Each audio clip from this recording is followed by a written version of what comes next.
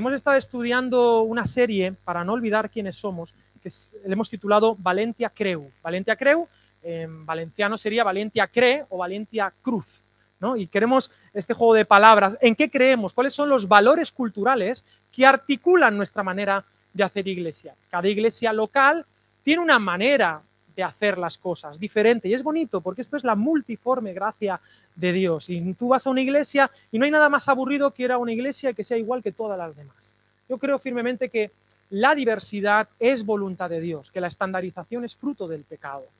El pecado es lo que más estandariza, la santidad es creativa, es inolvidable, es inesperada. La santidad es sanidad, el pecado es predecible.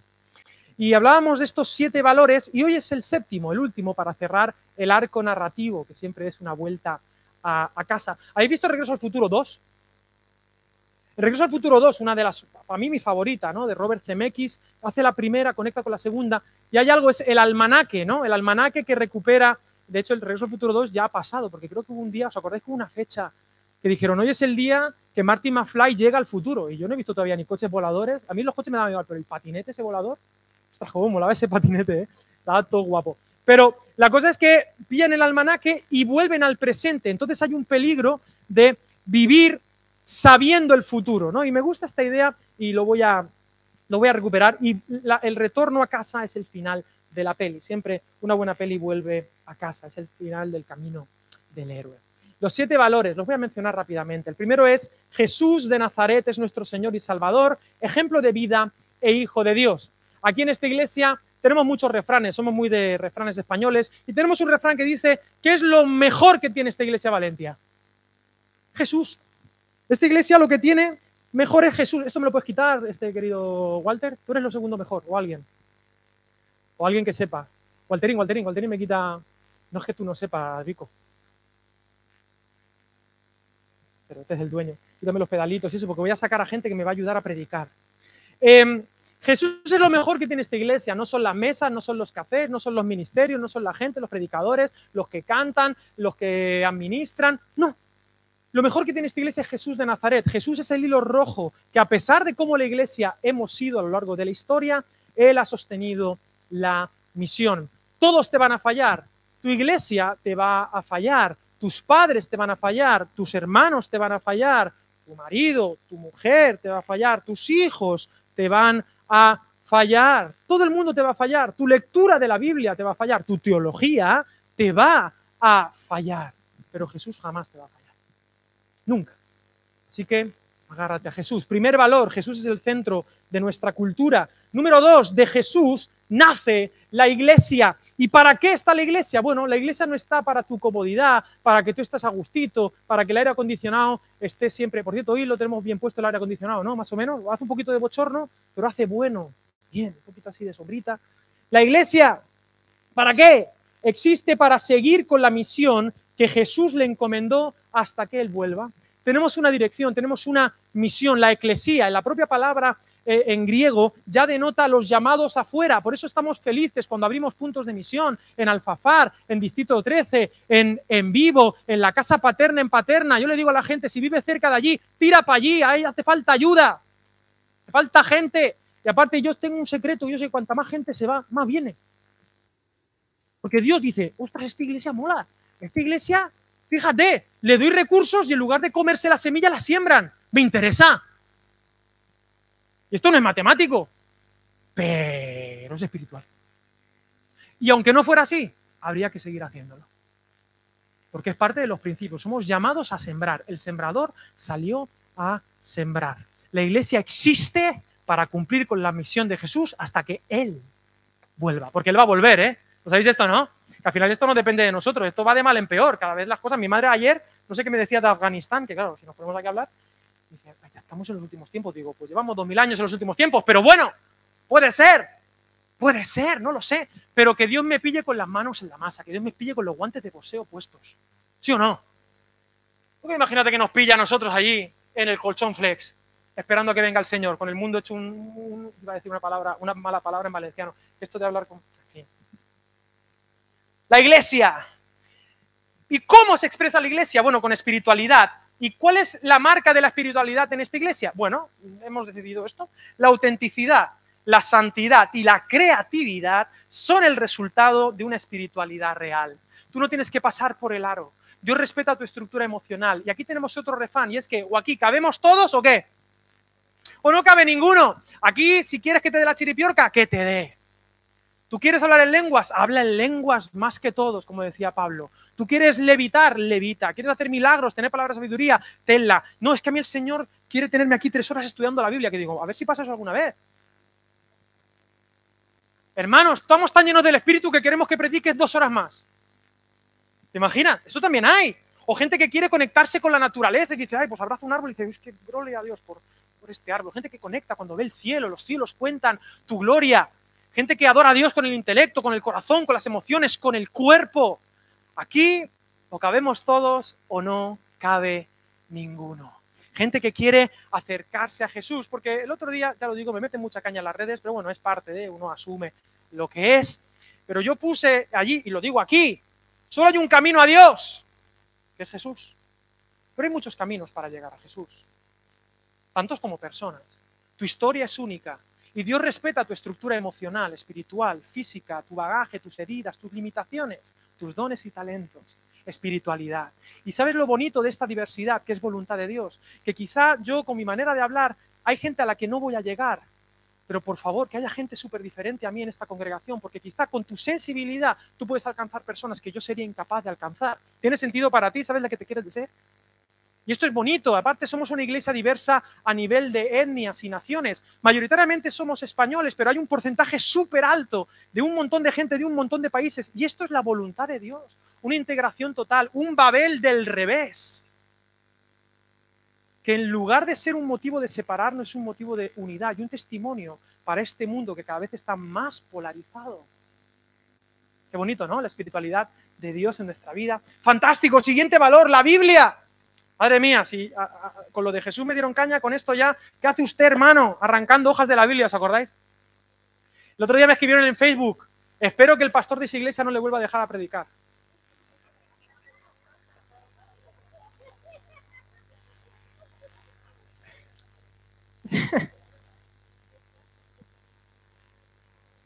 La Biblia es la obra de arte que inspira nuestras vidas y la narrativa de la que formamos parte. La Biblia es nuestro libro fundacional. La Biblia es la palabra de Dios. Y como dije en aquel mensaje, una sola de las páginas de la Biblia vale más que todos los libros del mundo. Y esto hay que vivirlo, es nuestra narrativa. Y si tú no crees en esta narrativa, te profetizo que crees en otra. Crees en otra narrativa y lees la Biblia desde otro libro que consideras tu Biblia, tu autoridad final, lo que tiene la última palabra. Pero si Dios ha hablado y Dios ha hecho, la Biblia es la palabra de Dios y es la narrativa de la que formamos parte. Cada página, obviamente, leída desde Jesús. Si no, no. Porque nosotros no somos biblianos. ¿Somos qué? Cristianos. Nosotros leemos la Biblia desde Jesús. Y es desde Jesús que consideramos la Biblia palabra de Dios. Bonito, bueno, muchas cosas. Luego, Alan Matamoros, cuyo nombre también es una paradoja, ¿verdad? Nos habló de manera brillante acerca del amor. El amor es nuestro no negociable. ¿Cuál es el mandamiento más importante? No es uno, son 2. Amar a Dios y a tu prójimo. De ellos, de esos 2 mandamientos, los demás están en relación, es decir, son relativos a esos 2 absolutos. Todos los demás mandamientos son relativos, se relacionan, están supeditados a el amor a Dios y el amor al prójimo. De hecho, en Gálatas dice Pablo que el cumplimiento del amor es, el cumplimiento de la ley es amarás a tu prójimo. Creo que es Gálatas, si me equivoco, me corregís. Ahí se resume, toda la ley se resume en amarás a tu prójimo. Y la semana pasada, mi padre compartió en torno al estilo de vida, yo pude escucharle, estaba en Gran Canaria, pero aparté el rato para verlo, y hablábamos de las 3 señas de identidad, justicia, paz y alegría son nuestro estilo de vida. ¿Cuál es tu estilo de vida? Mi estilo de vida es justicia, una justicia que no es mía, que es de Dios. Justicia, paz, shalom, que aun en medio de la guerra, en medio de los problemas, el que tiene paz es aquel que no tiene miedo. ¿Tienes miedo? Hemos cantado como 500 veces hoy algo, por alguna razón, la tumba está vacía. ¿De qué tienes miedo? El miedo está basado en una mentira. Siempre. El miedo siempre es fruto de la mentira. La verdad es paz. Justicia, paz y alegría.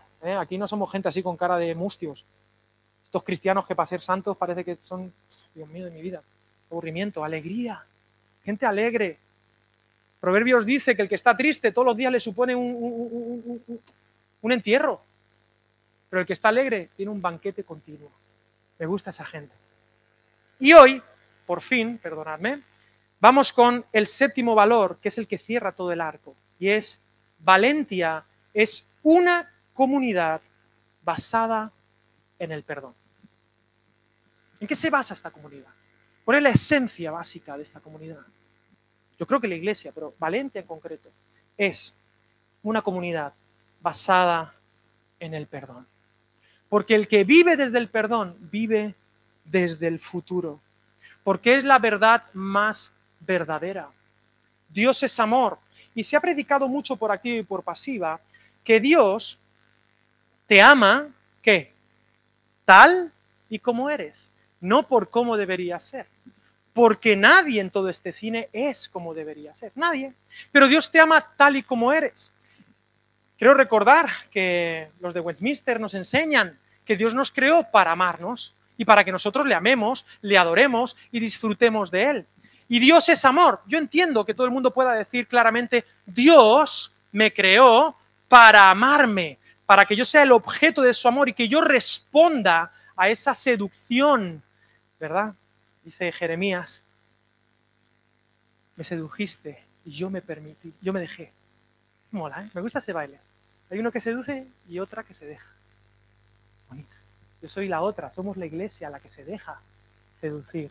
Como dice Chenoa, cuando tú vas, yo vengo. Ese es el baile con Jesús. Pero, claro, somos pecadores, ¿no? Y Dios lo sabía. Por lo tanto, yo hago una afirmación más arriesgada.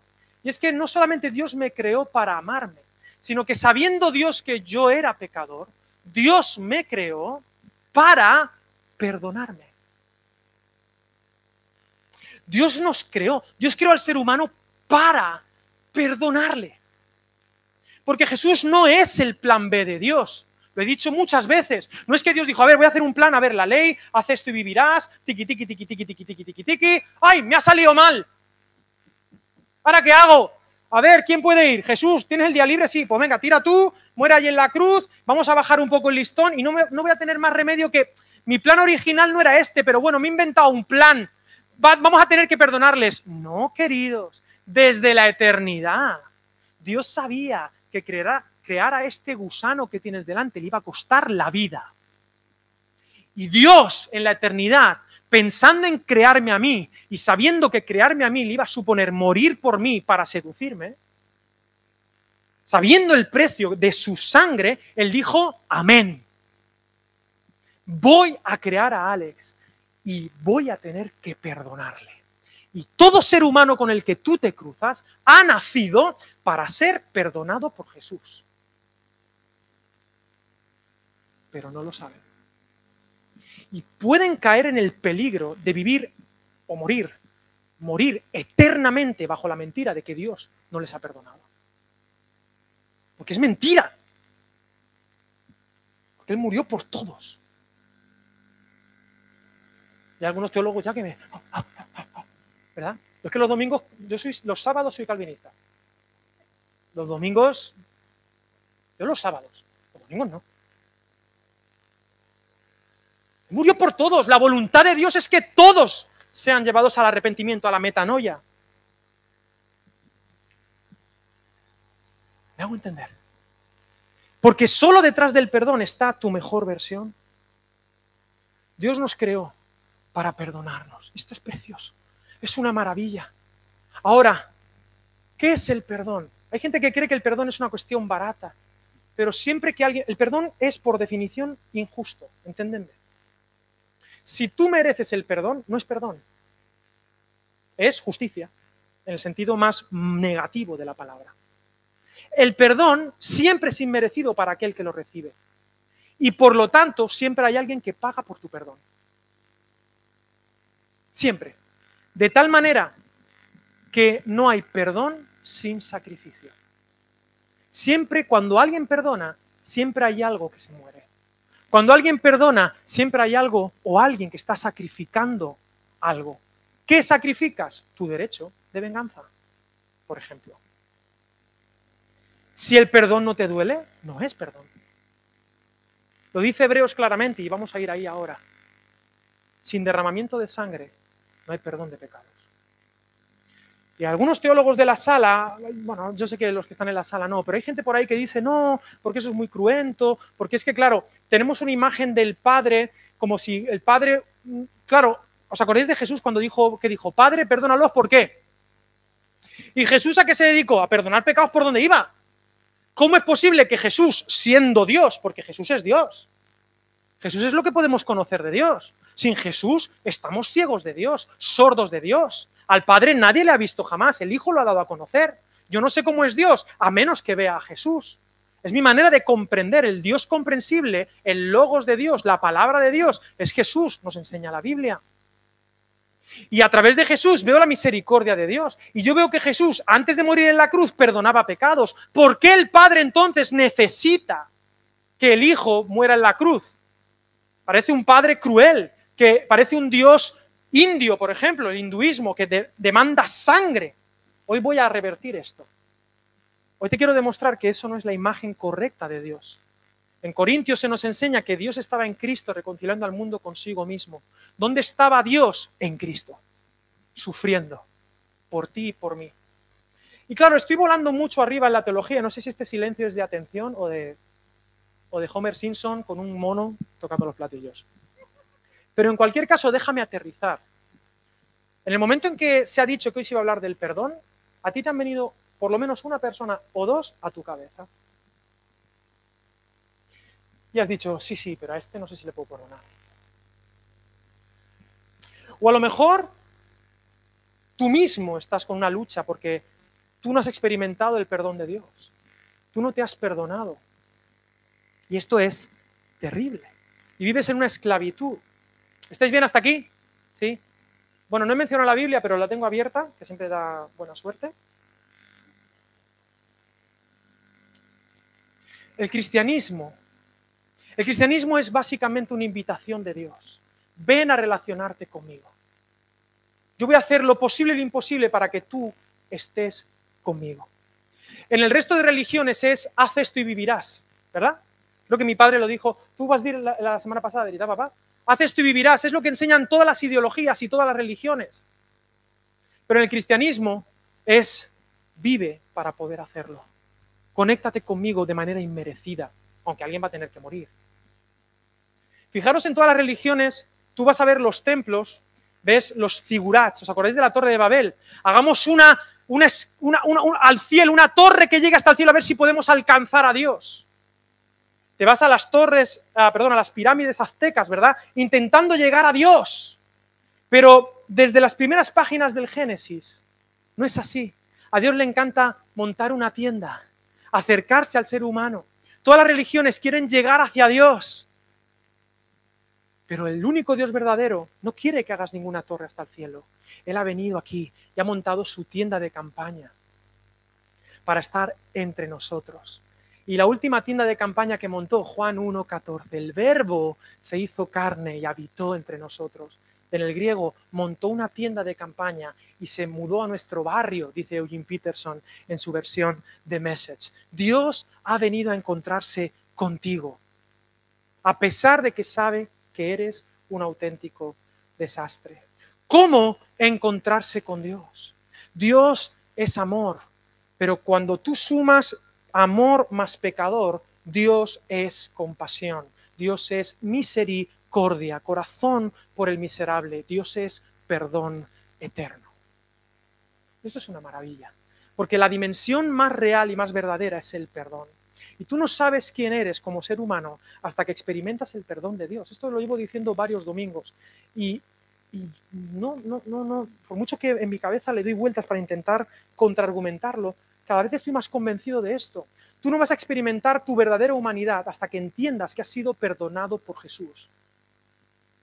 El ser humano es humano en un sentido, obviamente, hay una dignidad humana intrínseca, pero tú no sabes tu capacidad humana hasta que te encuentras con el perdón de Dios, hasta que ¿cómo se dice? Se actualiza el sistema operativo, el iOS 6. Hasta que tú no te encuentras con Jesús, tú vives en un sistema operativo atrasado, porque todo ser humano ha sido creado para ser perdonado por Jesús y entonces saber quién es. ¿Estáis bien hasta aquí, familia? Siguiente punto. Muy bien, porque vivir perdonado es vivir desde el futuro. Yo apuesto por una comunidad en este último valor cuyo ADN es el perdón. Me encanta la comunidad cristiana Valentia porque allí se respira aceptación incondicional. Y esto puede sonar, ya sabéis que una iglesia que crece es una iglesia que es criticada. Esto es matemático, ¿vale? ¿Y por qué crecemos? Pues algo malo estaremos haciendo. ¡Claro! Y nos han dicho de todo. Yo no os lo digo, pero a mí, o a mi padre, pobrecito, porque mi padre es tú eres el secretario, ¿no?, de la fraternidad de pastores. Mi padre es el secretario de la fraternidad de pastores. Yo no voy porque no tengo más tiempo que ir, pero mi padre va allí.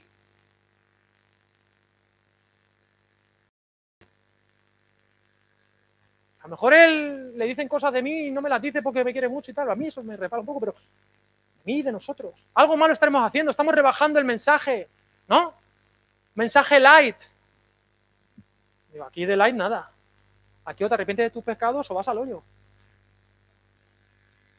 Esto es así, pero te lo digo con cariñito, no con amenaza. Como Jesús. Jesús no iba con una escopeta cazando pecadores, iba sanando a los enfermos.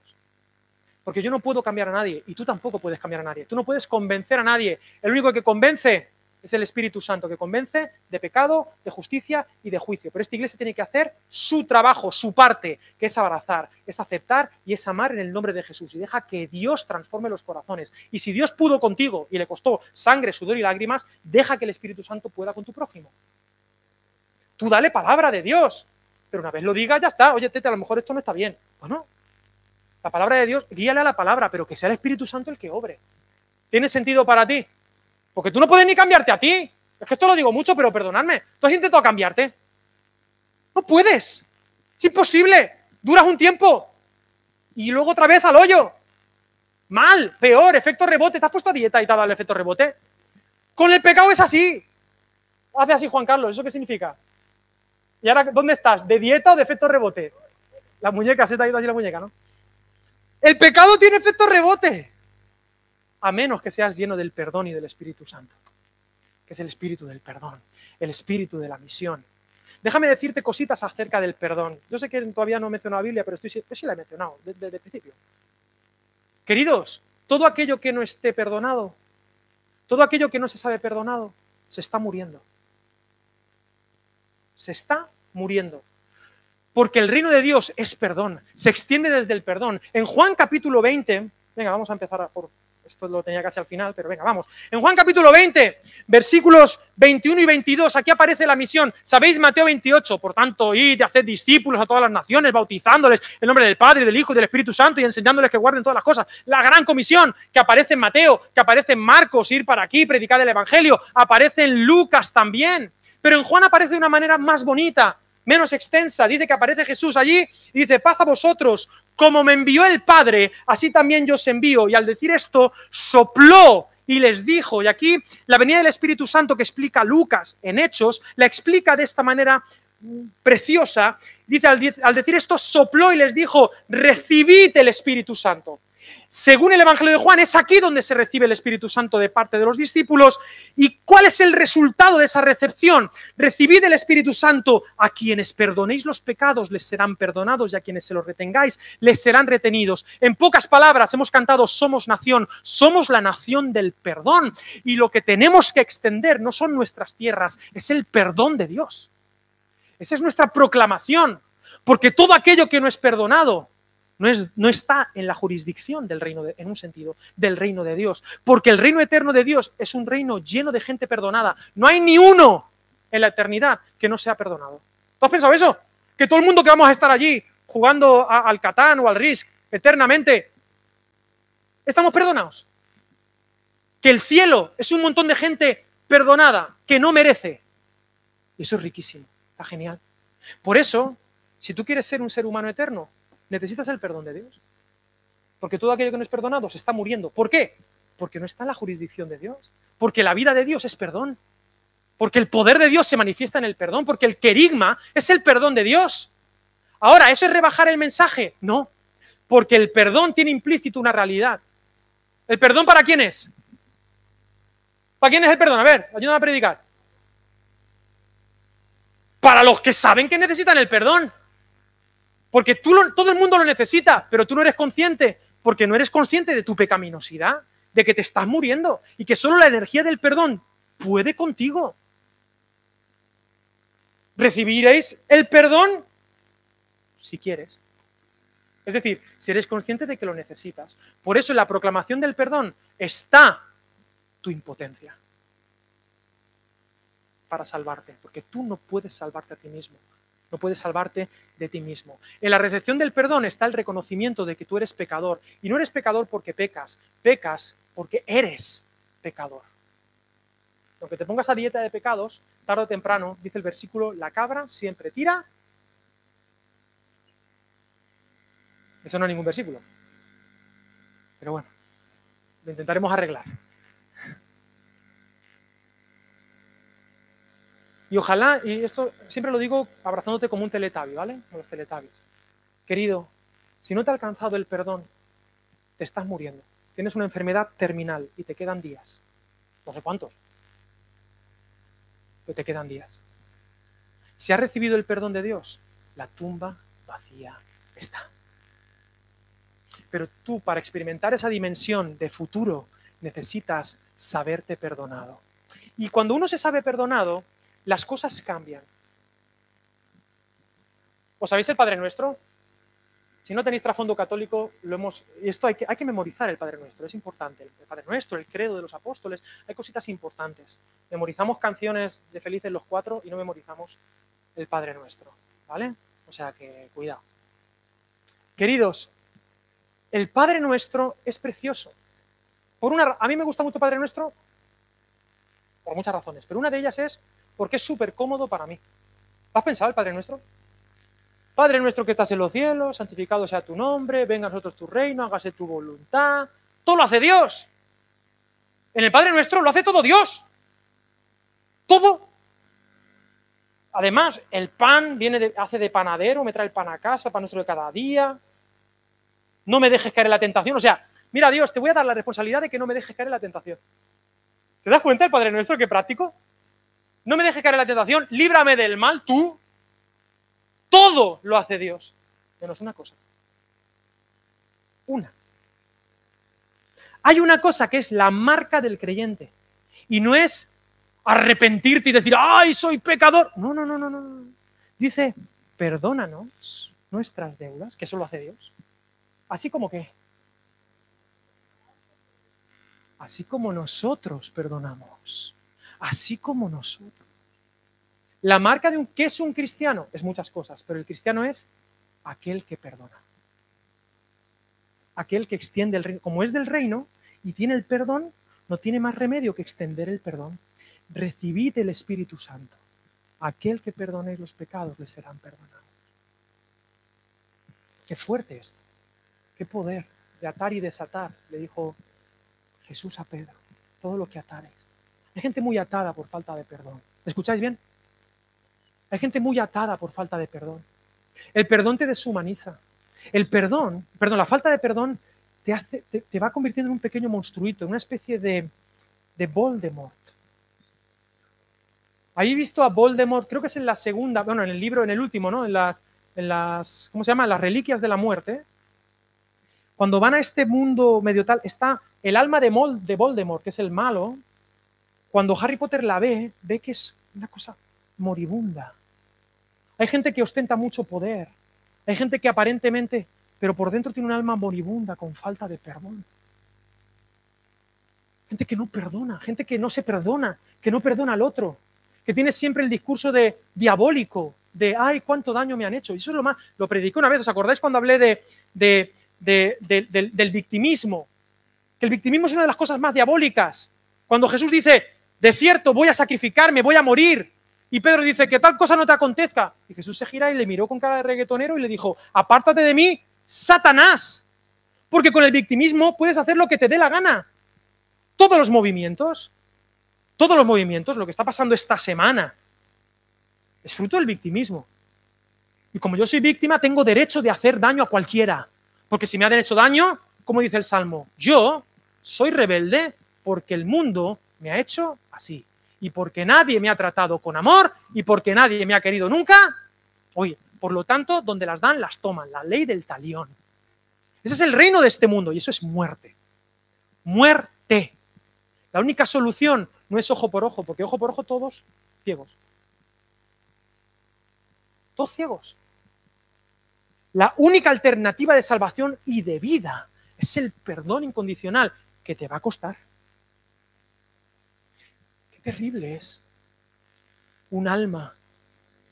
O sea, entonces vas a un psicólogo cognitivo, hay psicólogos para todo, pero a un psicólogo cognitivo y te dice, ¿te duele? Entonces corta con eso. No te anima a restaurar. Vale, no, pues ya está, con razón. Pero ¿sabes qué pasa? Que tú te vas contigo. Tú sabes que tú te vas contigo. Y eso hace ahí, ¿cómo se dice? Hace quiste, se te enquista. Y te conviertes en Voldemort. Y eres incapaz de amar. Porque el que es incapaz de perdonar, es incapaz de amar. Por una razón. Porque todos somos pecadores. ¿No me entiendes? Y yo sé que la vida es como es y hay muchas realidades y demás, pero hay por lo menos hay 3 que se van a casar el año que viene, ¿no? Por aquí veo a una pareja, por aquí veo a otra pareja y no sé dónde están los otros. Bueno, el Sergi y Ángela, ¿no? Se van a casar 3 y algunos quieren que yo hable en su pues ya te digo lo que te voy a decir. Va a llegar, vamos a poner de ejemplo a Malú y a Patrick, ¿vale? Que yo sé que a Malú le encanta mucho que la mencione, ¿verdad? Entonces va a venir Malú, guapísima. Va a venir Patrick, hecho un Adán, el surfero.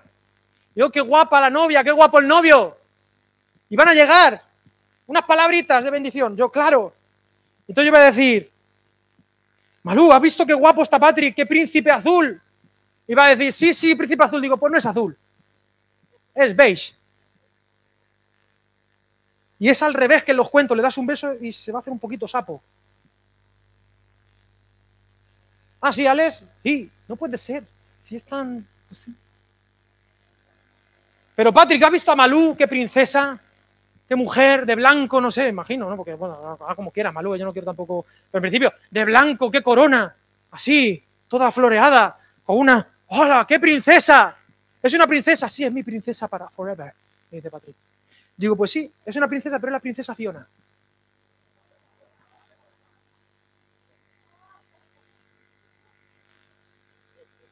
Y digo, y vosotros dos estáis aquí para hacer algo muy bestia. ¿Sabéis qué estáis haciendo aquí? Me estáis diciendo que venís del futuro. Y en el futuro vais a asegurarme que os vais a amar. Porque si no vas a hacer eso, no te cases. Decir te quiero hoy, lo puede decir cualquiera, te quiero hoy. Pero cuando uno dice sí quiero aquí, no está diciendo sí quiero ahora. Dice sí quiero dentro de 50 años.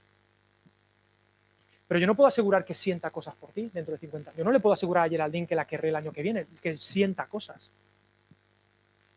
Pero tengo que ser alguien de palabra. ¿Me hago entender?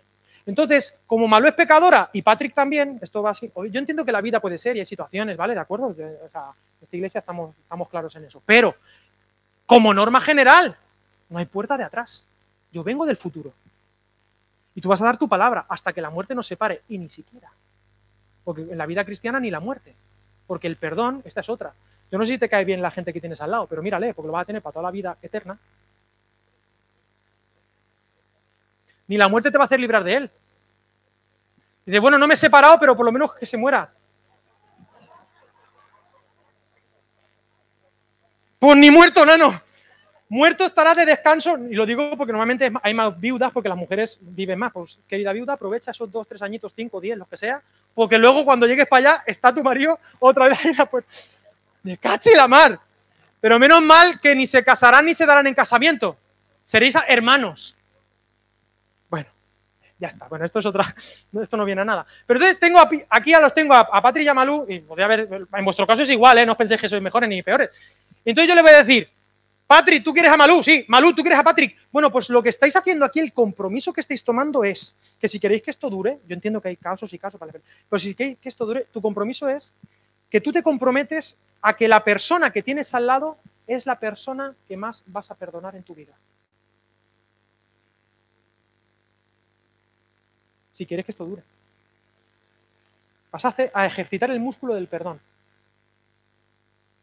Y tú estás escogiendo a la persona que quieres perdonar más en tu vida. Entonces yo le digo a Patrick, ¿quieres? Y los que llevan más de 3 años casados, saben que lo que estoy diciendo es... Amén, dicen por ahí. Hay casos y casos, yo lo entiendo, pero aún así el perdón tiene que reinar. Porque si no viviremos la película Sin Perdón, que acaba con muerte. ¿Habéis visto Sin Perdón? Peliculón, menudo. Queridos, el perdón lo es todo. Y aprovecho, solo las relaciones perdonadas son relaciones eternas. Toda relación eterna está basada en el perdón. No hay ninguna relación que no es eterna, que no esté basada en el perdón. Si no está basada en el perdón, tiene fecha de caducidad. Se está muriendo, queridos. Por eso te conviene no tanto pedir perdón, que también hay que aprender, pero sobre todo, yo estoy hablando de perdonar. ¿Me hago entender? Perdonar. Porque el perdón de Dios lo tienes, solo tienes que experimentarlo. Ahí aparece en el Padre Nuestro. Porque la eternidad será habitada por los perdonados. Porque cuando uno experimenta el perdón de Dios, inaugura una época de gracia. Porque el perdón trae luz a las relaciones. Porque aquello que no perdonas te causa dolor. Aquello que no perdonas te deforma, te deshumaniza, te quita las 3 cositas que predicó mi padre la semana pasada. Te quita la justicia y te vuelves tú un injusto. Te quita la paz y te quita la alegría. Yo no conozco gente más alegre que gente que ha perdonado. Yo no conozco relaciones más increíbles que aquellas donde ha habido una crisis gorda y se han perdonado. Yo, por ejemplo, experimento esto con un amigo mío, bueno, lo menciono, el hermano de Miriam Pérez, Andresito. Andresito es el pastor hoy de la iglesia de la parroquia. Yo me congregaba allí y hubo una crisis gordísima en la iglesia. Y Andresito y yo llegamos a un punto que no hablábamos. Por años estuvimos sin hablarnos. No sé si conocéis a Andresito. ¿Habéis visto el podcast de Academia de la Biblia? Ese tío. Pero peleados, no nos entendíamos. Y yo tenía, y él también y yo, éramos 2 Voldemorts. Pero la mesa de Jesús, que es perdón, nos reconcilió. Y hoy en día es yo no creo en solo tengo un mejor amigo, tengo muchos mejores amigos, mi hermano y demás. Pero Andresito es uno de mis mejores amigos. ¿Y sabes qué pasa? Que yo me río de las crisis de la gente. Las crisis de las iglesias. Decimos, ya se apañarán. Y dice, y claro, y nosotros hablamos de casos de gente, menudo pecador, y nosotros con ojos de misericordia. ¿Por qué? Porque nos hemos perdonado todo. Digo, Tete, pues menos mal. Y yo sé que esa relación es duradera. ¿Por qué? Porque nos hemos perdonado. Porque yo sé de qué pasta está hecho él, de qué pasta estoy hecho yo. Pero el mismo Dios que le perdonó a él, me perdonó a mí. Cuando uno descubre eso, esa relación es eterna. ¿Me hago entender? A lo mejor me peleo el próximo año con él, pero lo dudo. Porque es que nos hemos peleado por todo. Allí se juntó todo. Toda la crisis que tienen las iglesias, allí la juntamos. Pero gloria a Dios. Y hoy en día, tú no sabes, yo le cuento todos mis... Yo vivo desde que soy pastor de edad, no sé qué soy, pero desde que soy algo...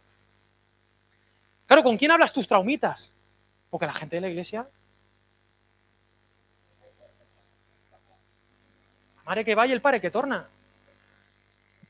Pero Dios me ha puesto un amigo mío que es pastor, amiguito mío, que nos criamos juntos desde pequeños, que nos peleamos y que nos hemos restaurado.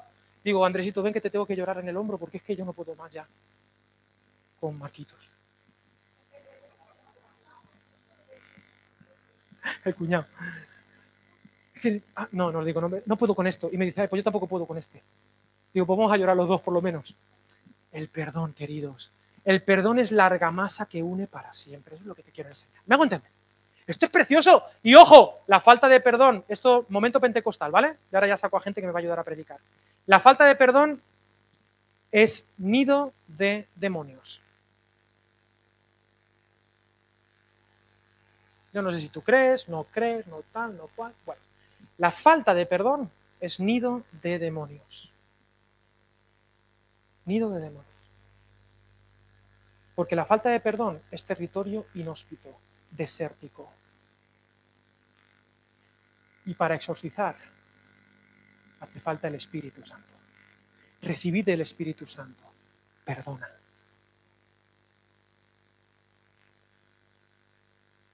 Por eso mucha gente herida abre puertecitas. Pero bueno, eso ya exorcizaremos en el nombre de Jesús. Aunque no suene la banda sonora de Tubular Bells. ¿Del exorcista la habéis visto? ¿La habéis visto?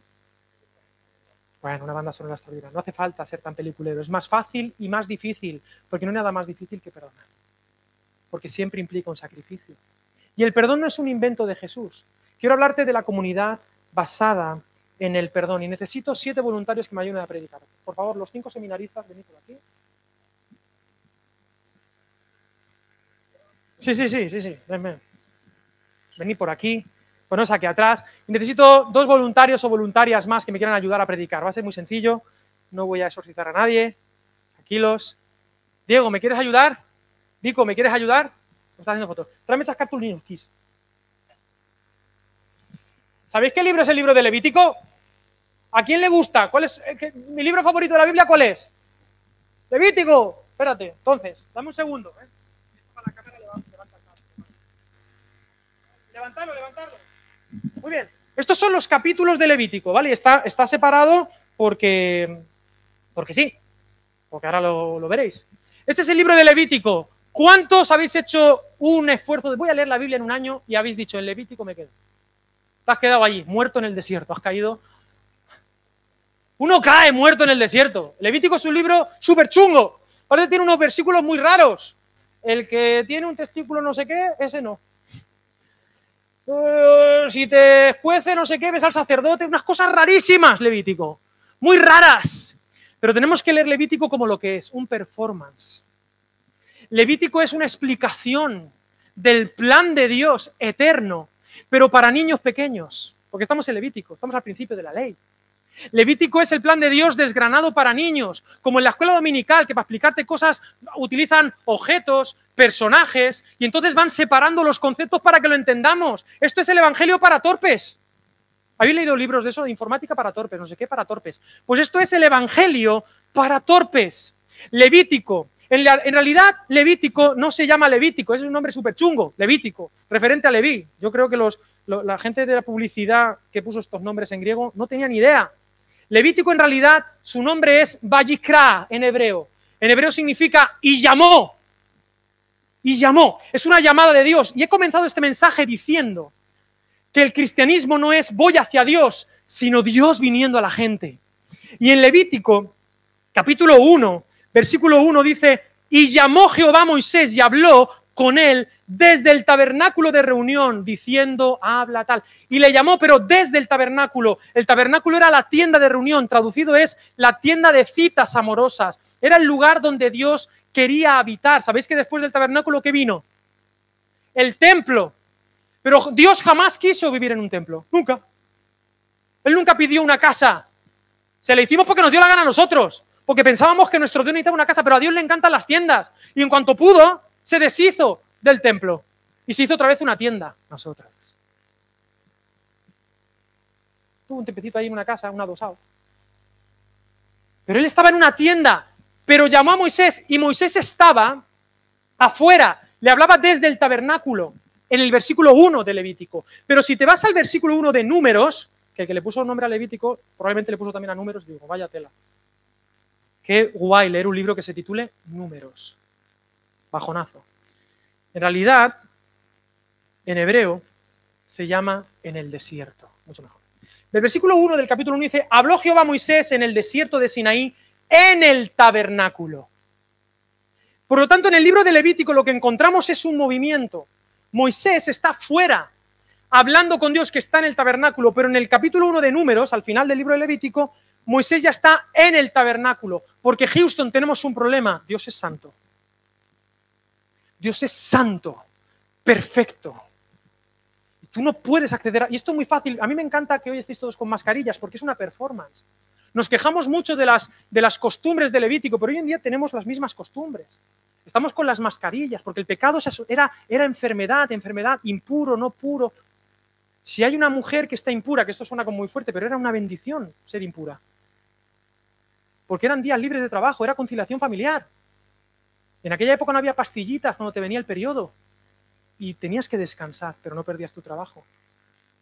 Si dabas a luz un niño, tenías 40 días de permiso de maternidad. Hace 3.500 años, ¿eh? Si dabas a luz una niña, todas las madres, por favor, una niña, 80 días. Hace 3.500 años. Espectacular, espectacular. Si hay alguien que se vaya fuera del campamento, mascarilla, una casa que tiene moho, hongos, cualquier enfermedad cutánea, cualquier cuestión, se cuidaba. Porque Dios es santo. Porque ellos estaban en medio del desierto y el desierto es síntoma de muerte en Levítico. Pero había un pueblo que era vida y Dios es vida. Entonces él quería generar una comunidad de vida. ¿Y la vida dónde está simbólicamente? En la sangre. La sangre es la vida. En este mundo de explicaciones para niños pequeños, la sangre es la vida. Y alrededor la muerte. Y había una nube de día que daba sombra y afuera estaba el calor y el sol abrasador que te quemaba. Y de noche una columna de fuego. Y tú no podías alejarte de esa comunidad que tenía un eje central, que era el tabernáculo de reunión, la tienda donde vivía un Dios que era santo, santo, santo. Pero yo no soy santo, yo soy pecador, yo soy portador del virus del pecado y no puedo entrar en un lugar que está, ¿cómo se dice cuando un lugar está desinfectado? No, ¿cómo se dice? Esterilizado. El tabernáculo estaba esterilizado de pecado, por eso había que tener tanto protocolo y tanto cuidado, porque no podía entrar nada que no fuera santo. ¿Entendéis? Porque la santidad de Dios no era protegida, era extendida y desde allí la vida tenía que extenderse hacia afuera. No podías contaminar el origen de la vida, de la vacuna del pecado, que es muerte. Y entonces Levítico es una explicación para torpes, por partes, de lo que es la comunidad que Dios sueña.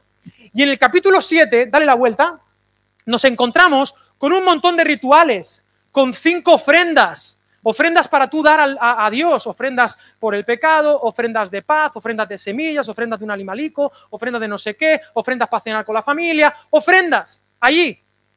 Pero resulta que al final, en los capítulos, estate atento, levanta, 23 y 27, le pegas la vuelta y vuelves a encontrarte con otros rituales, las fiestas, que allí tenían más fiestas que aquí. Eran valencianos, fallas, Pascuas, segundas Pascuas, que cuando tú le dices a la gente que tenemos segundas Pascuas, te dices, ¿segundas Pascuas? ¿Qué es eso? Nosotros tenemos segundas Pascuas. Fiestas, para recordarles quiénes eran, pero esto es lo más externo, ¿lo veis? Es lo más superficial. Rituales, la manera que tenían de recordar su historia, su narrativa, los rituales, era lo que tú veías, los códigos de ese pueblo. Ahí estaban las ofrendas, holocaustos, 7 fiestas de recordatorios, de costumbres, lo simbólico, precioso. Y a veces nos fijamos en los rituales de la gente que hace. Pero esto es lo más externo de la cultura, no es lo central. Pero un poquito más adentro nos encontramos, con el capítulo del 8 al 10. Dale la vuelta, a ver, esta teóloga. Habla de los sacerdotes, del pecado de Nadab y Abiú. Y aquí en el 21 y 22, dale la vuelta, también nos habla de los sacerdotes. ¿Quiénes eran? Eran un puente entre Dios y los hombres y Dios. Dentro de la teatralidad, dentro del performance de esta comunidad, de lo que Dios nos quiere explicar, los sacerdotes hacían de cara a la gente el papel de Dios y de cara a Dios hacían el papel de la gente. Eran gente que tenía que tener unos calzoncillos limpios, básicamente. Calzoncillos limpios. Tienes que estar tal, porque tú representas a Dios y representas al ser humano delante de Dios. Eran los camareros, representantes de Dios y los hombres en este performance para acordarse siempre de que Dios estaba entre ellos, que quería servirles. Eran los sacerdotes los que sacrificaban los animales. Tenías que estudiar primero de carnicería. Tú, para ser sacerdote tienes que aprender a... Ponme cuarto y mitad. Muslo y contramuslo, sí. Eras un medio carnicero, medio sacerdote, medio todo, y eras el que en nombre de Dios te sentabas a comer con la gente. Y tú representabas a Dios porque Dios siempre quiso pasear con nosotros. Sacerdotes, y era súper importante. Pero te vas al siguiente capítulo 11, 12, 13, 14 y 15, y entonces de lo que habla es de pureza. Del tema de la... 18 y 20, claro, ya nos acercamos más a este sitio, Pureza, pureza, que es un sitio esterilizado. Y aquí es donde tenemos peleas con Levítico, o aquí es donde aparecen unas normas un poco raras. Pero básicamente, en resumen, de lo que te habla es que todo lo que denigra, lo que se está muriendo o que tiene que ver con sangre o con fluidos corporales de hombres o mujeres, tiene que limpiarse en este performance. En el capítulo 18, por ahí, habla de que somos santos, porque tenemos que ser santos porque Dios es santo. Sed perfectos, sed misericordiosos. Habla de ser impuro, y ser impuro no necesariamente significa ser pecador. Cuando tú eras impuro, simplemente no podías acceder a algo que vamos a ver aquí. Tenías que descansar, porque en el teatro tú no estabas representando bien la idea performativa de Jesús. ¿Hasta aquí he perdido a alguien? ¿Me entendéis más o menos? Esto es un poco para niños. ¿O ya he perdido a alguien? Y en el centro de Levítico, que es el centro de la Torá, nos encontramos con el capítulo 16 y 17. Dale la vuelta. En el centro de Levítico, en el capítulo 16 y 17, nos encontramos con un ejercicio performativo que se conoce como el día de la expiación, donde un sumo sacerdote hace toda una simbología, donde él llama a varios machos cabríos, a uno le imputa el pecado, uno de ellos se va al desierto a morir en manos de una especie de demonio, no se sabe, es una cuestión tradicional ahí que queda oscura, y en el otro, el sumo sacerdote le pone las manos como si le transmitiera todo el pecado de todo el mundo. Todo el mundo no ha pedido perdón, nadie ha pedido perdón, pero el sumo sacerdote, en representación de la gente, es como que le transmite toda la maldad a ese macho cabrío. Lo mece, ¿sabéis esta ofrenda mecida? ¿Os suena eso de la ofrenda mecida? Uno cuando es padre entiende lo que significa la ofrenda mecida, porque cuando lo que tú haces es tranquilizar al chiquillo.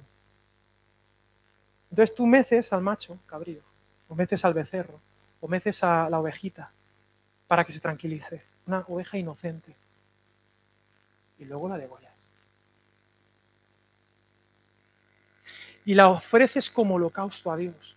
Y entras, ese sumo sacerdote entra una vez, no en el tabernáculo, sino en el Sancta Sanctorum, en el lugar santísimo, el lugar que no tiene ni un virus de pecado, que si tienes un pecado caes fulminado. Pero ese día entras y ofreces. Y ese día se proclama el perdón para todo el pueblo, aunque no le haya pedido perdón a Dios. Y en el epicentro de la cultura judía no está la ley, está eso. Si tú formas parte del pueblo del perdón, eres perdonado.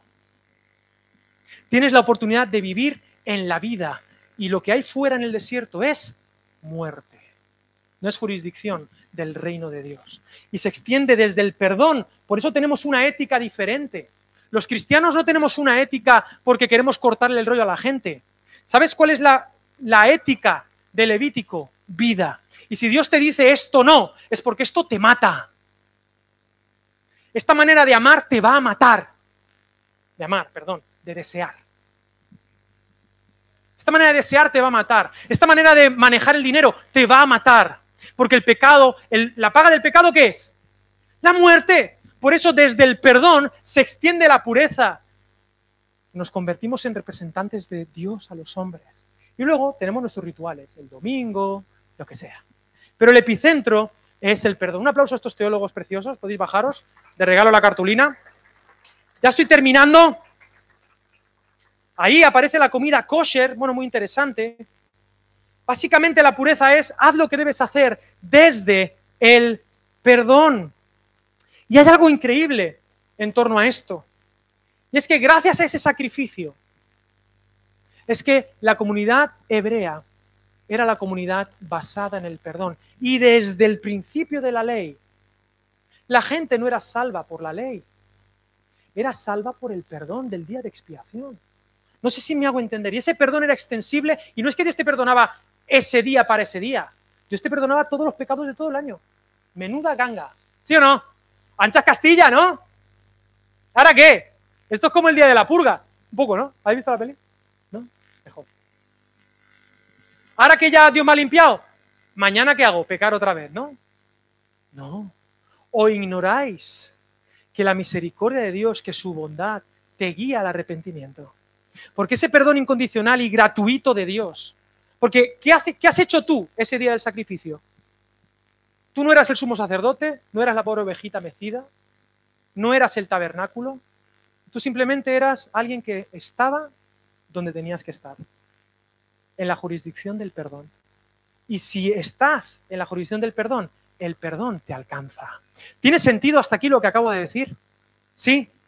Ahora bien, esta explicación para niños pequeños, en realidad la explica el autor o autora de la epístola a los hebreos. Y aquí viene algo que para mí es todo, ¿no? Pero esto es divino. Esto es increíble. Acompáñame a Hebreos capítulo 9. Versículo 11. Dice: pero estando ya presente Cristo, sumo sacerdote de los bienes venideros, por el más amplio y más perfecto tabernáculo, no hecho de manos, es decir, no de esta creación, y no por sangre de machos cabríos ni de becerros, sino por su propia sangre, entró una vez para siempre en el lugar santísimo, habiendo obtenido eterna redención. Versículo 15, por eso Cristo es mediador de un nuevo pacto. Versículo 22, y según la ley casi todo es purificado con sangre, y sin derramamiento de sangre no hay remisión. Versículo 23 es precioso. Fue pues necesario que las figuras de las cosas celestiales fueran purificadas así. Versículo 26. Él se presentó una vez para siempre por el sacrificio de sí mismo para quitar de en medio el pecado.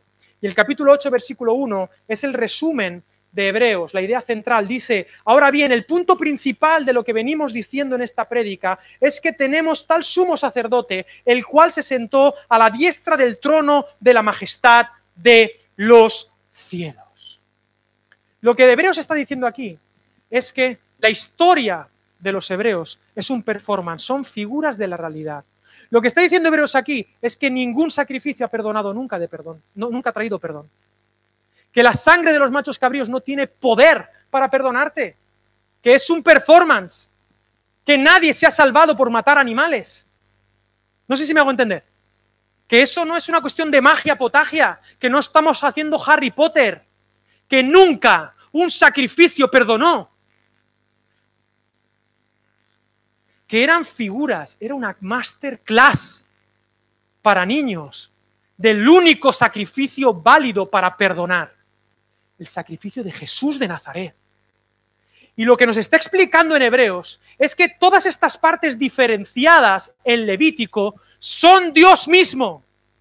Jesús es el tabernáculo, el lugar donde tú te puedes encontrar con Dios. Y no hay otro sitio para encontrarse con Dios que Jesús de Nazaret. Jesús es el axis mundi, el eje del mundo, el único sitio donde puedes ver a Dios cara a cara, donde puedes sentarte a cenar con Dios. Jesús es el tabernáculo, pero Jesús, nos enseña el capítulo 8, es el sumo sacerdote.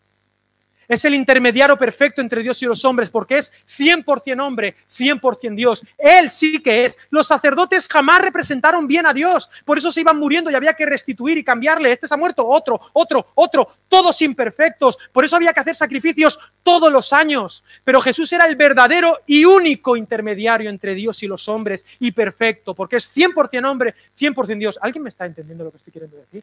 Él es la tienda, Él es el axis mundi, el lugar de encuentro, pero es el sumo sacerdote. Pero ¿sabes qué? La Biblia nos enseña que Él es el sacrificio también. Él es el cordero mecido.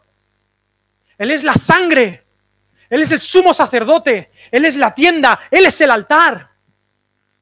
Él es el lugar santísimo. Su carne, nos enseña Hebreos, es el velo que se rasgó y a través de su cuerpo veo a Dios.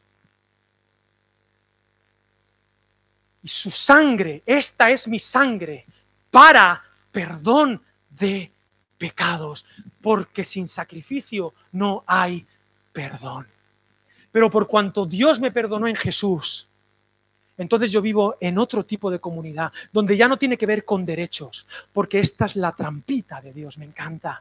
Cuando tú aceptas el perdón de Dios, este perdón aparentemente injusto e inmerecido, toda tu vida cambia. Ya no te importan tanto los rituales, te importa el perdón y la ética que nace del perdón. Y te sabes llamado por Dios, no para proclamar los derechos, porque derechos no tenemos ninguno, por cuanto todos pecaron, es decir, por cuanto todos se contagiaron y están destituidos de la gloria de Dios.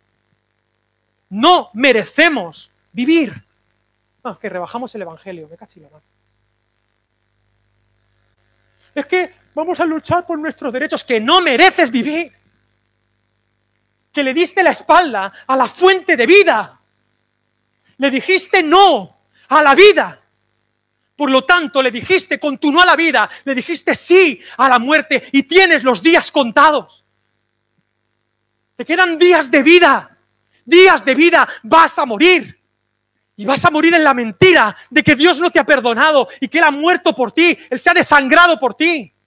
¿Me estás entendiendo lo que quiero decirte?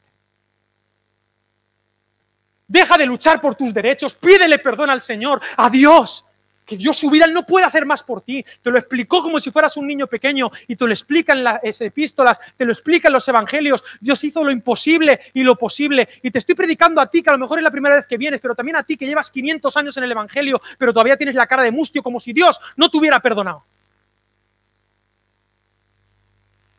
Aquí no luchamos por nuestros derechos, luchamos para salvar, para proclamar el perdón, luchamos para que la gente viva.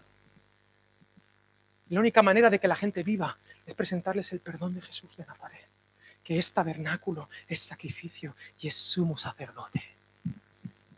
Él es Dios, Él es el Hijo del Hombre. Y Él nos llama a ti y a mí, que llevamos más años en el Evangelio que Carracuca, que Matusalén, que perdonemos, porque quizá tú eres el único Jesús que tus amigos, que tus familiares se van a encontrar. Perdona como Jesús perdonó. Padre, perdónalos, porque no saben lo que hacen. No sé, perdón, yo no quería gritar hoy ni nada, pero eso...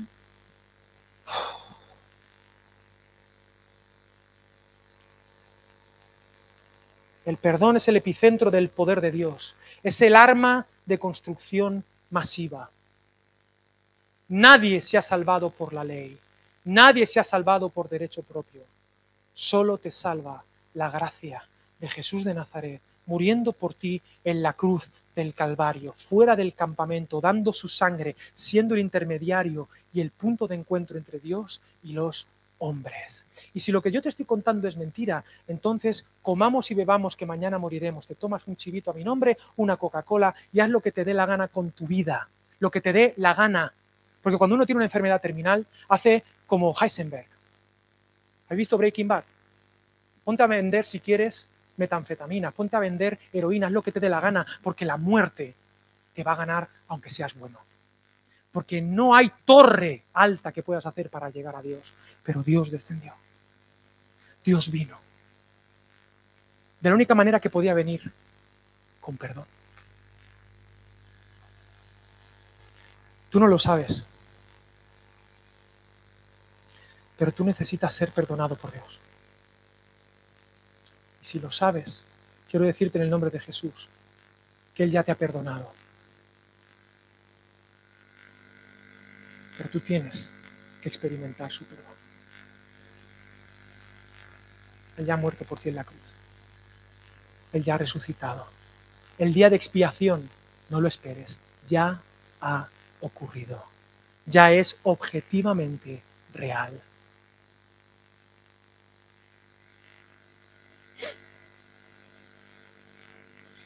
He terminado.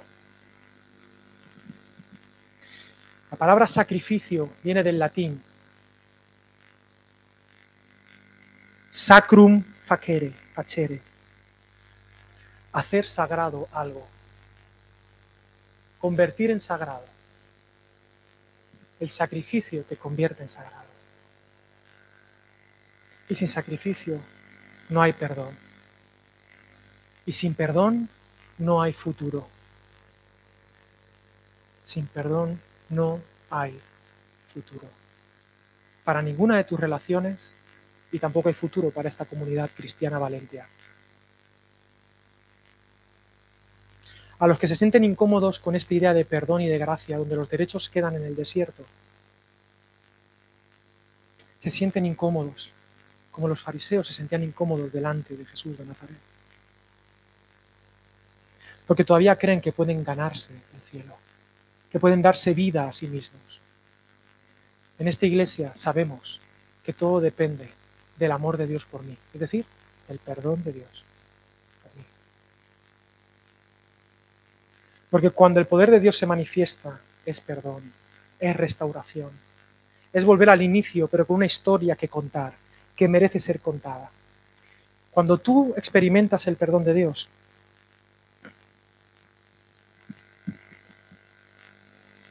tú vuelves a ser tú, el tú que Dios pensó que fueras. Vuelves a ser ese Adán perfecto, pero con una historia que merece ser contada. Mola. Me mola. Porque Dios me creó para perdonarme. Y algunos retos que te quiero lanzar desde el perdón. El perdón de Dios a tu vida, querido que estás aquí, amigo, amiga, que quizá estás en el lugar correcto, aunque sabes que no eres la persona correcta. No importa. Ninguno es la persona correcta. ¿Has experimentado ese perdón que es tan potente que es como nacer de nuevo? Es como volver a nacer, ser otra cosa. Porque tu verdadera realidad no distorsionada es la perdonada. La vida que merece ser vivida es la vida de perdón. Número 1. Y número 2, el perdón a los demás. Esta es la verdadera piedra de toque del Padre Nuestro. No es si te han perdonado, sino si has perdonado tú, si estás extendiendo el perdón de Dios. Aquello que tú no perdonas es aquello que tú crees que eres Dios, que eres juez. Pero Dios no nos ha llamado a ser jueces, nos ha llamado a ser testigos de su perdón. Aquello que no perdonas te convierte en juez. Yo no quiero ningún juez en esta iglesia. Quiero testigos del perdón, de la resurrección. Perdona. Perdonar no es una sensación ni un sentimiento, es un sacrificio. Quiero decirte en el nombre de Jesús, haz sagrado tu dolor. Convierte en sagrado tu dolor. Perdona y convierte en sagrado tu dolor. El resultado es justicia, paz y alegría en el Espíritu Santo. Y tercero, ¿qué lugar de tu alma sigue siendo no jurisdicción de Dios? ¿Qué área de tu vida todavía no te has perdonado? ¿Qué aspecto de tu realidad no permites que Dios inunde con su sacrificio, con su perdón? Te estás creyendo juez de ti mismo y quiero decirte de nuevo en el nombre de Jesús, aunque tú no te perdones, Dios sí te ha perdonado y estás viviendo en la mentira de que Dios no te ha perdonado y por eso tienes miedo. Porque todo miedo, en realidad, es una mentira. Porque la tumba está vacía.